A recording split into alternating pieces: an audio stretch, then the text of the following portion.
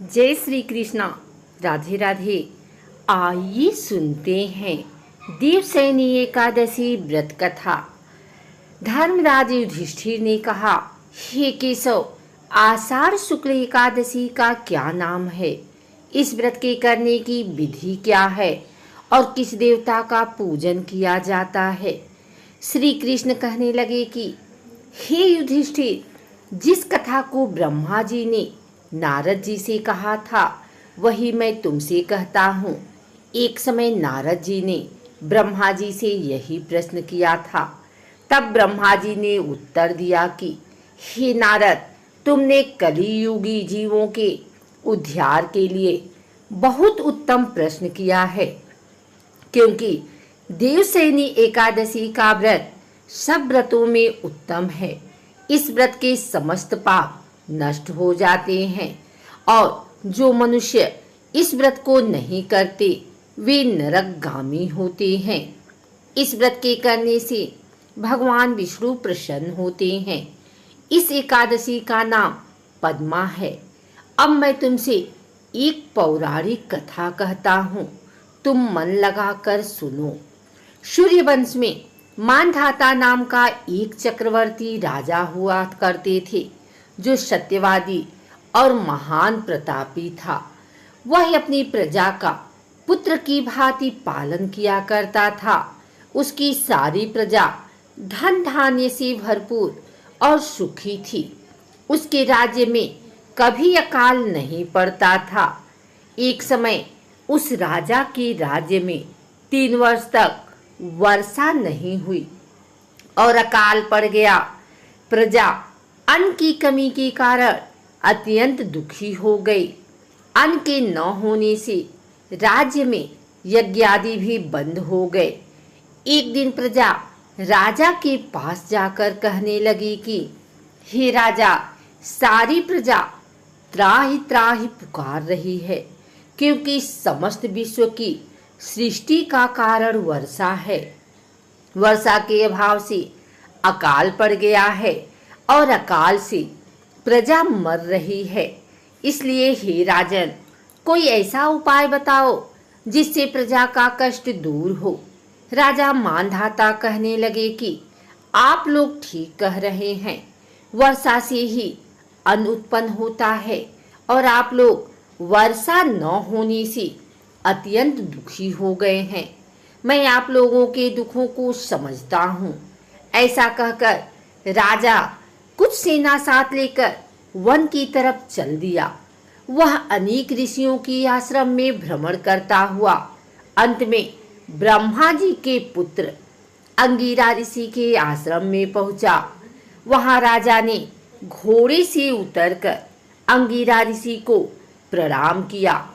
मुनि ने राजा को आशीर्वाद देकर कुशल क्षेम के पश्चात उनसे आश्रम में आने का कारण पूछा।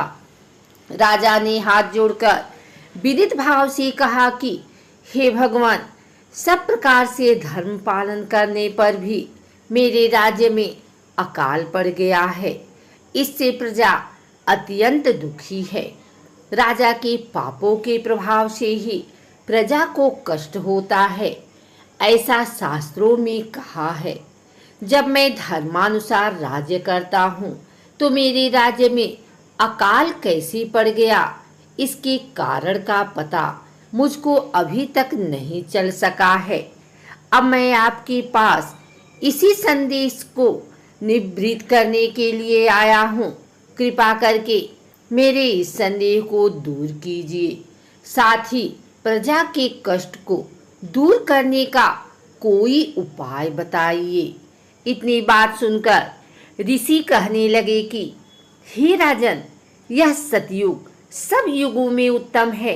इसमें धर्म को चारों चरण सम्मिलित हैं, अर्थात इस युग में धर्म की सबसे अधिक उन्नति है। लोग ब्रह्मा की उपासना करते हैं और केवल ब्राह्मणों को ही वेद पढ़ने का अधिकार है। ब्राह्मण ही तपस्या करने का अधिकार रख सकते हैं, परंतु आपके राज्य में एक शूद्र तपस्या कर रहा है। इसी दोष के कारण आपके राज्य में वर्षा नहीं हो रही है, इसलिए यदि आप प्रजा का भला चाहते हो तो उस शूद्र का वध कर दो। इस पर राजा कहने लगा कि महाराज, मैं उस निरपराध तपस्या करने वाले शूद्र को किस तरह मार सकता हूँ? आप इस दोष से छूटने का कोई दूसरा उपाय बताइए। तब ऋषि कहने लगे कि हे राजन, यदि तुम अन्य उपाय जानना चाहते हो तो सुनो।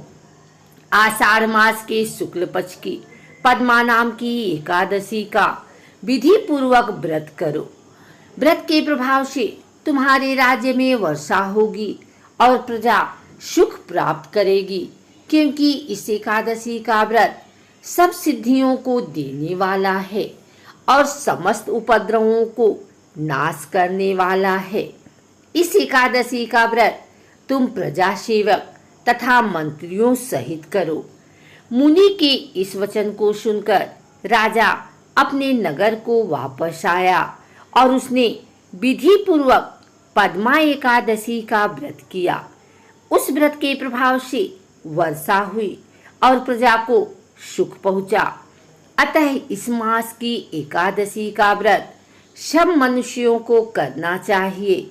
यह व्रत इस लोक में भोग और परलोक में मुक्ति को देने वाला है।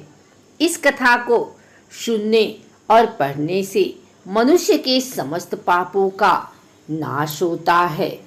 व्रत करने वाले साधकों को देवसैनी एकादशी के दिन सुबह जल्दी उठकर पवित्र स्नान करना चाहिए। फिर घर के पूजा स्थल को साफ करने के बाद गंगा जल से शुद्ध कर लें। इसके बाद एक आसन बनाकर भगवान विष्णु की मूर्ति या प्रतिमा स्थापित करें। फिर भगवान को षोडशोपचार पूजन करें। इसके बाद भगवान को पीले वस्त्र, पीले फूल, पीला चंदन चढ़ाएं। फिर भगवान के हाथों में शंख, चक्र, गदा और पद्म सुशोभित करें। इसके बाद भगवान को पान, सुपारी अर्पित करें। फिर धूप, दीप और फूल चढ़ाएं। अब सच्चे दिल से भगवान की आरती उतारें और अन्य मंत्रों का जप करें। सनातन धर्म में देवसैनी एकादशी को आषाढ़ी एकादशी भी कहा जाता है। इसके अलावा इस एकादशी को हरिसैनी और पद्मनाभा भी कहा जाता है। इस एकादशी का नाम दो शब्दों से मिलकर बना है, देव और शयन। यहाँ देव शब्द का भगवान विष्णु के लिए उपयोग किया गया है और शयन शब्द का अर्थ है सोना। मान्यताओं के अनुसार इस दिन से भगवान विष्णु 4 महीने के लिए क्षीर सागर में शयन के लिए चले जाते हैं। कहा जाता है कि जो जातक देवसैनी एकादशी का व्रत करते हैं उनके सारे दुख दर्द दूर हो जाते हैं और उनकी सारी मनोकामना पूर्ण होती हैं।